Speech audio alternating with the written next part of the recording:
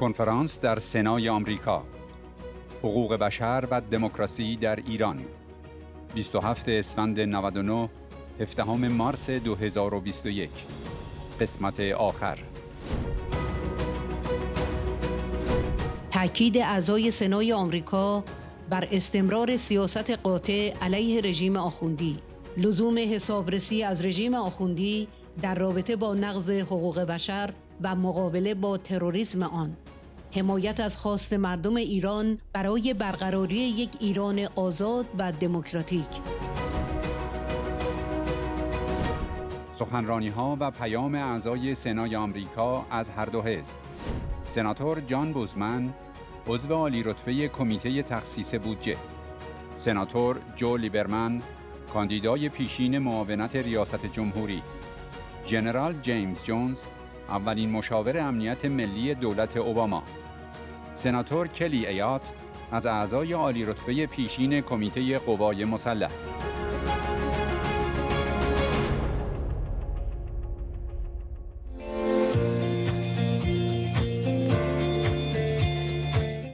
Hi, I'm Arkansas Senator John Bozeman. I'm pleased you have all found a safe way to celebrate the Persian New Year. من خوشحالم که شما همگی راهی ایمن برای جشن سال نو ایرانی و حمایت مستحکم از سیاستی قاطع در قبال رژیم ایران یافته اید. داشتن چنین کنفرانسی در حالی که ما با چالش‌های بی‌سابقه روبرو هستیم، بیانگر تعهد شما برای ساختن آینده‌ای بهتر برای ایران است. مایلم به شما بگویم که من در کنار مردم ایران ایستادم که در تلاش برای ایجاد تغییر و دموکراسی در کشوری هستند که همه شما به آن عشق می‌ورزید. آمریکا به دموکراسی، حقوق بشر، آزادی‌های مدنی و حاکمیت قانون متعهد است و از خواست مردم ایران برای یک دولت دموکراتیک که این حقوق و آزادی‌ها را محترم می‌شمارد پشتیبانی می‌کند. And supports the Iranian people in their calls for a democratic government that respects these rights and freedoms. Like you, I am disturbed by the rising number of human rights violations in Iran. مانند شما، من هم نگران نقض فزاینده حقوق بشر در ایران هستم و کماکان معتقدم که جلوگیری از دستیابی رژیم به سلاح اتمی امری حیاتی است. ما همچنین باید از رژیم ایران حسابرسی کنیم. به همین خاطر من ماه گذشته به همکارانم در سنا پیوستم تا بر ضرورت حفظ تحریم‌ها بر رژیم ایران تا هنگامی که جاه طلبی‌های اتمی خود را کنار بگذارد و به نقش خود در ایجاد خشونت و بی‌ثباتی در منطقه پایان بدهد تأکید کنم. Sanctions on the Iranian regime until it abandons its nuclear ambitions and ends its role provoking violence and instability in the region. آمریکا باید اهرم‌ها را در دسترس داشته باشد تا بتواند با اعمال رژیم ایران مقابله کند. لغو تحریم‌ها تنها باعث تشییع رژیم می‌شود و به او توانایی اقتصادی برای حمایت از آلت دست‌های تروریستی خود در خاورمیانه می‌دهد. این مسئله همچنین باعث تقویت رژیم در سرکوب و بهره‌کشی بیش از پیش از مردم ایران می شود. من خوشحالم که به شما در تلاشتان برای تحقق یک ایران آزاد، دموکراتیک و غیر هسته‌ای پیوستم. It would also empower them to suppress and exploit the people of Iran even more. I support the pursuit for peace and I'm proud to join you in advocating for a free, democratic and non-nuclear Iran. Thank you very much.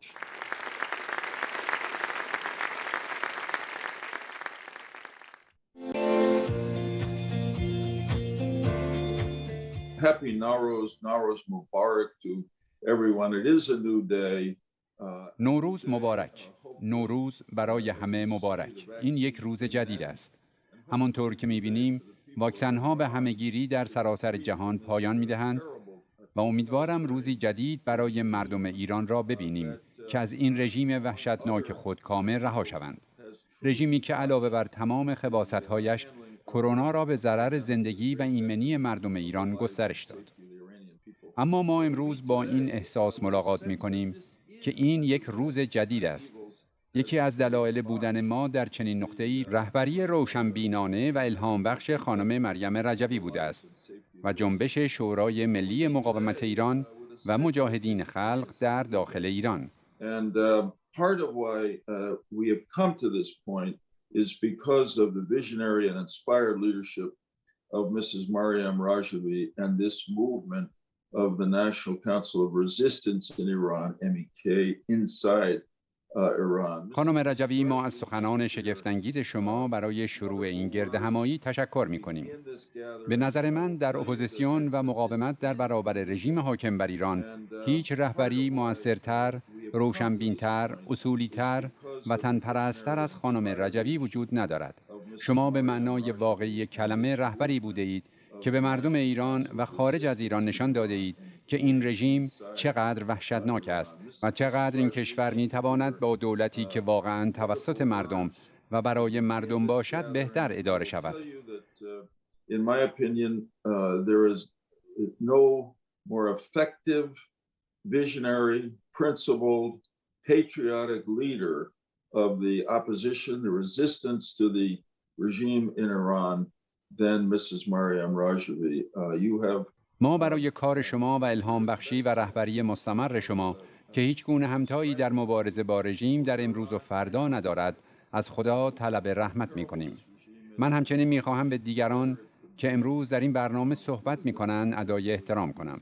گروهی کاملاً با تجربه و دو حزبی که این پیام را می‌فرستد که این آرمان، این هدف اصلی، یعنی پایان دادن به رژیم تهران که نه تنها دشمن مردم ایران بلکه مردم ایالات متحده و بسیاری از کشورهای دیگر جهان است، هنوز هم یک هدف دو حزبی در دولت ایالات متحده آمریکاست.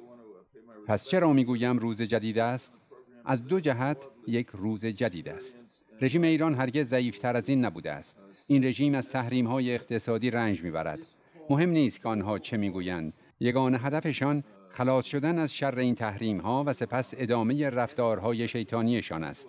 اما نکته قابل توجه دیگری وجود دارد که ما باید روی آن تمرکز کنیم و آن اعتراضات در میان مردم ایران است که از سال 98 شروع شد و در بیش از 200 شهر در بین تعداد زیادی از مردم از هر گروه، قوم و مذهبی گسترش یافت.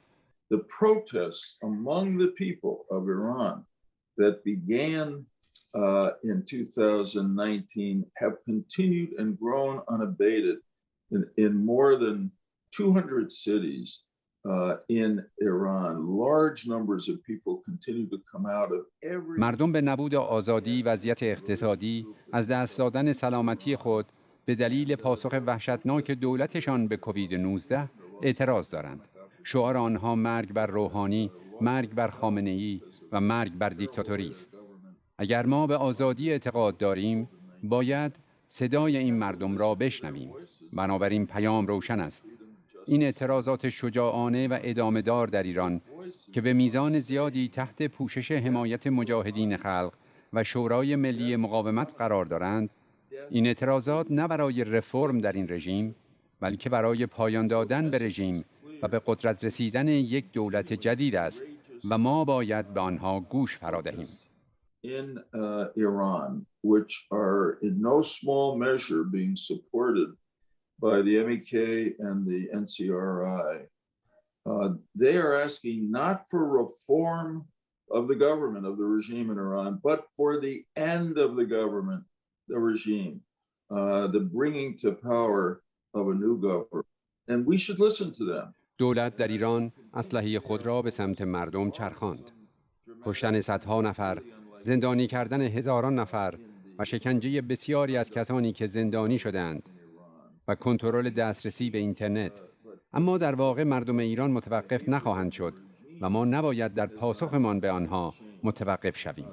بنابراین این رژیم ضعیف است. دلیل دیگری برای اینکه چرا امروز روز جدیدی است. بدیهی است که در نوامبر سال گذشته دولت جدیدی در ایالات متحده آمریکا انتخاب شد. رئیس جمهور بایدن گفته است که می‌خواهد توافق اتمی را طولانی‌تر و تقویت کند. این دو کلمه مهم است، زیرا رئیس جمهور بایدن با استفاده از این کلمات تصدیق کرده است که توافق هسته‌ای موجود با رژیم ایران بسیار کوتاه است. President Biden has said lengthen and strengthen the agreement.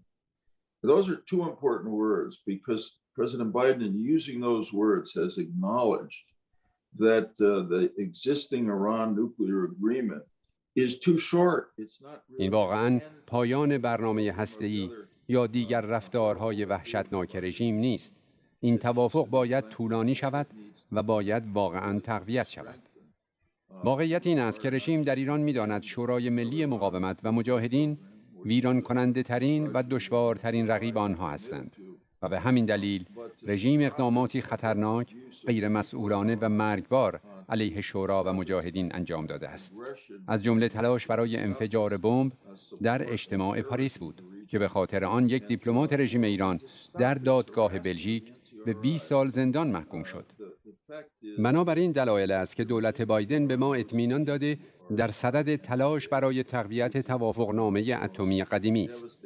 ما تاکنون از وزیر امور خارجه جدید تونی بلینکن، از مشاور جدید امنیت ملی جک سالیوان شنیده ایم که هر دو گفتند تحریم‌ها علیه رژیم برداشته نخواهد شد مگر اینکه این رژیم اقدامات مثبتی انجام دهد.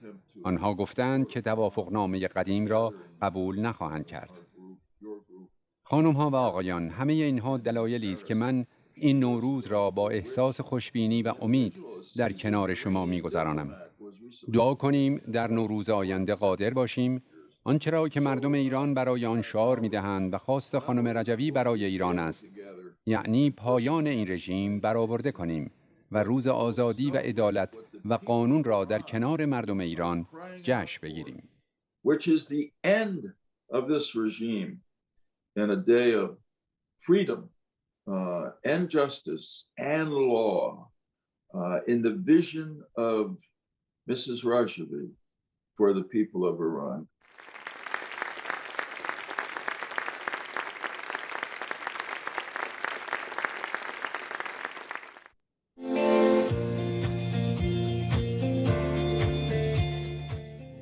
It is now a fact, and people know that the Iranian regime fears the NCRI above all other organizations in terms of threat to the regime, and they should, because the NCRI is a combination of many different factions of brave اکنون این یک واقعیت است و مردم می‌دانند که رژیم ایران از شورای ملی مقاومت بیشتر از همه سازمان‌ها از نظر تهدید برای رژیم می‌ترسد و باید بترسند. از آنجا که شورای ملی مقاومت ترکیبی از بسیاری از جناح‌های مختلف میهن پرستان شجاع ایرانی است که برای روزی زندگی می‌کنند که آزادی و عدالت برای همه مردم ایران برقرار خواهد شد. در کشور ما تعداد زیادی از افراد هستند که هنوز به روایت‌های دروغین درباره مجاهدین خلق گوش می‌دهند. اما خوشبختانه گروه بزرگی از آمریکایی‌های بسیار برجسته پیوند ناگسستنی با خانم رجوی و شورای ملی مقاومت تشکیل دادند تا فشارهایی را ادامه دهند که امیدوارم به روزی برسد که رژیم ایران دیگر وجود نداشته باشد. من معتقدم که آن روز در راه است. من معتقدم تحریم هایی که ایالات متحده اعمال کرده است کار می کند. بدیهی است که مردم ایران به طور فزاینده‌ای مایلند که به خیابان ها بیایند و نارضایتی خود را از زندگی تحت حاکمیت رژیم وحشی و فاسدی نشان دهند که مردم را شکنجه می کند و بدون هیچ رویه قانونی و بدون هیچ گونه دادرسی عادلانه و بدون هیچ دلیل موجه فقط به خاطر اینکه تهدیدی علیه رژیم هستند آنها را اعدام می‌کند. Savage regime that tortures and maims and executes people summarily without any due process and for no good reason other than the fact they're a threat to the regime. ما فرصتی برای انجام کارهای درست داریم. ما فرصت داریم تحریم‌ها را حفظ کنیم. ما فرصتی داریم که درک کنیم این رژیم هرگز قابل اعتماد نیست. آنها به دنبال توسعه سلاح‌های هسته‌ای خواهند بود. آنها همچنان بزرگترین صادرکننده ترور در جهان خواهند بود. آنها حکومت وحشیانه بر مردم خود را ادامه خواهند داد. این سیستمی خواهد بود که حاکمیت قانون، انصاف، برابری و عدالت در آن جایی ندارد. آن روز که مردم ایران قیام کنند و باعث سرنگونی رژیم شوند در حال آمدن است. آن روز روزی با شکوه برای مردم ایران و در واقع برای مردم جهان خواهد بود. زیرا یک بار دیگر ظرفیت عظیم انسانی ایرانی به وجود می آید. خلاقیت، هوش و علم.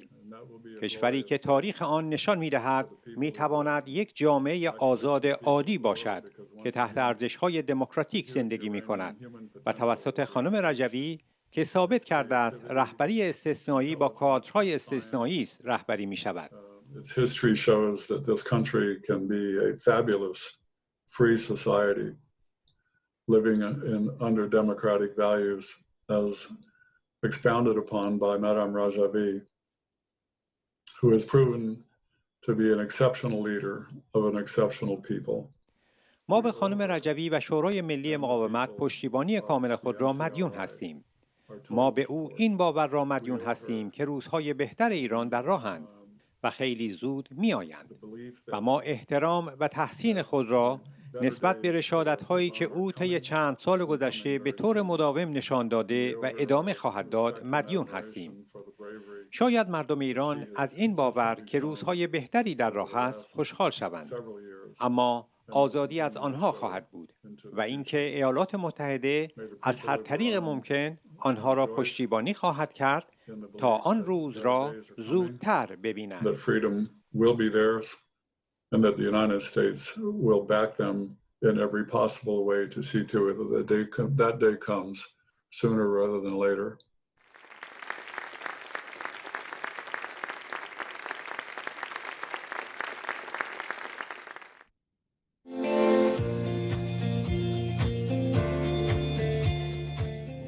Nowruz Mubarak. My hope is that this year will truly be a new day for the people of Iran, where they will be granted freedom, good health, peace, and prosperity. نوروز مبارک. امید من این است که امسال واقعاً روز جدیدی برای مردم ایران باشد. روزی که آنها به آزادی، سلامتی، صلح و رفاه دست پیدا کنند و این تنها زمانی اتفاق می‌افتد که مردم ایران از شر رژیم ستمگر و خطرناک به رهبری آخوندها رها شوند. بگذارید این سالی باشد که آزادی ایران را در بر بگیرد. ما می‌دانیم که جایگزینی برای استبداد آخوندها وجود دارد. خانم رجوی و شورای ملی مقاومت ایران یک برنامه 10 ماده‌ای دارند که آینده‌ای دموکراتیک و مسالمت آمیز را برای مردم ایران در نظر می‌گیرد. Madame Rajavi and the NCRI have a 10-point plan which envisions a peaceful, democratic future for the people of Iran. برنامه‌ای که در آن حقوق اساسی انسان رعایت می‌شود و ایران یک کشور صلح‌آمیز و غیر هسته‌ای است. طرحی که شورای ملی مقاومت ایران ارائه داده، طرحی است که به مردم ایران صلح و رفاه می‌بخشد. متأسفانه رژیم کنونی ایران همچنان به انزوای مردم ایران ادامه می‌دهد. ایران به عنوان کشور منفور در منطقه دیده می‌شود. بسیاری از کشورهای مسلمان و عرب علیه رژیم اتحاد کردند. بسیاری از آنها صدای خود را علیه رژیم ایران بلند کردند، از جمله شیعیان در عراق و لبنان که می‌خواهند از مداخله رژیم ایران در سیاست‌های داخلی آنها جلوگیری شود. آخوندها در داخل کشور بسیار مورد نفرت هستند. ما طی چند سال گذشته بارها و بارها شاهد بودیم که مردم ایران به خیابان آمدند. آنها خواستار تغییر شدند. آنها تقریباً 1 ماه پیش در استان سیستان و بلوچستان اعتراض کردند، زیرا توانایی تأمین هزینه‌های خود را ندارند. A month ago, Iranians protested in the Sistan and Balochistan province because they can't afford to feed themselves. Instead of feeding their people, the leaders of Iran asked the Revolutionary Guard to murder the protesters. They opened fire on unarmed protesters, murdering over 40 civilians and injuring over 100 people. رژیم ایران به جای اینکه مردم خود را تأمین کند، از سپاه پاسداران خواهان قتل معترضان شد. آنها به سمت مردم غیر مسلح آتش گشودند. بیش از 40 غیر نظامی را به قتل رساندند و بیش از 100 نفر را زخمی کردند. ما در کنار ایرانیان شجاعی هستیم که برای آزادی خود به خیابان آمدند تا بتوانند خانواده‌های خود را تأمین کنند. رژیم ایران نه تنها به طور وحشیانه از مردم خود سوء استفاده می کند، بلکه این رژیم همچنان به عنوان بزرگترین دولت حامی تروریسم به تهدید بقیه جهان طراحی ترورها، دامن زدن به جنگ‌های نیابتی در خاورمیانه و محافظت از رژیم قاتل اسد در سوریه که با استفاده از سلاح‌های شیمیایی غیر نظامیان بیگناه را می‌کشد ادامه می‌دهد. ما نباید تحریم‌های رژیم ایران را برداریم. ما باید کارزار فشار حداکثری علیه رژیم جانی ایران را ادامه دهیم. We should not lift sanctions on Iran. We should continue the maximum pressure campaign against the murderous Iranian regime. ما همچنین باید تلاش کنیم تا تحریم‌های بین‌المللی در مورد برنامه موشک‌های بالستیک علیه رژیم ایران ادامه یابد. اگر قرار است مذاکره مجدد با رژیم ایران انجام شود، باید برای یک توافق قوی‌تر و جامع‌تر باشد. این توافق باید نقائص برجام را برطرف کند. باید تمام توانایی غنیسازی رژیم ایران را متوقف کند. باید برنامه موشک بالستیک آن را متوقف کند. باید فعالیت‌های بی‌ثبات کننده رژیم ایران در منطقه را متوقف کند. رژیم ایران دیگر نباید دست به تروریسم بزند و بیش از همه رژیم ایران باید ملزم به رعایت حقوق بشر مردم خود و سایر مردم در سراسر جهان باشد. اجازه بدهید که در پایان فقط بگویم که با این نوروز اکنون زمان آن فرا رسیده است که ایالات متحده یک سیاست دو حزبی برای ادامه کارزار فشار حداکثری علیه رژیم ایران داشته باشد. ما می توانیم این کار را از طریق تحریم، از طریق ارتباط با متحدان خود، با همکاری مشترک دو حزبی انجام دهیم. ما باید با هم کار کنیم تا خطری که رژیم ایران برای جهان به وجود آورده است را متوقف کنیم و به مردم ایران که مستحق حکومتی مبتنی بر آزادی و احترام به حقوق بشر هستند، روز جدیدی را بشارت دهیم. مردم ایران در این سال جدید سزاوار یک روز بزرگ در ایران هستند. یک روز مبتنی بر آزادی و رهایی از آخوندها و رژیم سرکوبگرشان. The Iranian people this New Year's deserve a great new day in Iran, one based on freedom and one that has freedom from the mullahs and their oppressive regime.